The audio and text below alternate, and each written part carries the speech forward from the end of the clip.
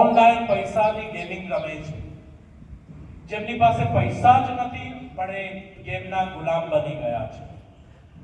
અસત્યોથી આપણે ગુલામ બન્યા છે। આપણે એકબીજાને ઉતારી પાડીએ છીએ, એકબીજાની ચાળી કરીએ છીએ, એકબીજાને ગાળી ગલોચ બોલતા હોઈએ છીએ। આ બધા જ દુર્ગુણો આપણામાં પસરી ગયા છે અને આપણે એના ગુલામ બનતા જઈએ છીએ।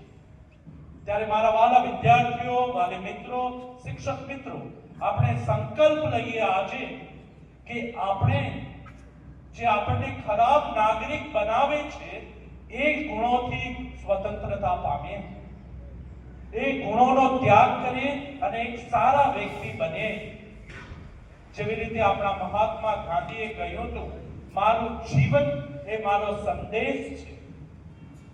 જો તમે તમારા જીવન દ્વારા સંદેશ આપવા માંગતા હોય તો તમારે સાચે જ એક સારા વ્યક્તિ બનવું પડશે। હું માનવી ભાવ એટલું જ પૂરતું છે। તો આ 80મા સ્વતંત્રતા દિવસે હું તમને શુભેચ્છા પાઠવું છું અને તમારી સામે પડકાર ફેંકું છું કે તમે એક સારા નાગરિક બનો।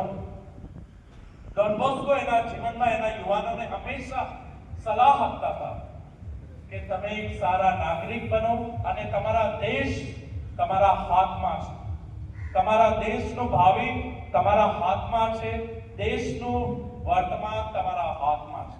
ભૂતકાળને તમે બદલી શકવાના નથી, પણ વર્તમાનથી શરૂઆત કરી ભવિષ્યને પણ ઉજ્જવળ બનાવી શકાય।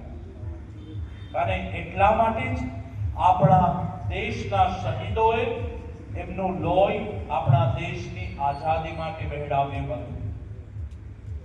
એ લોકોને બસ ખાલી આપણો દેશ એમની નજર સામે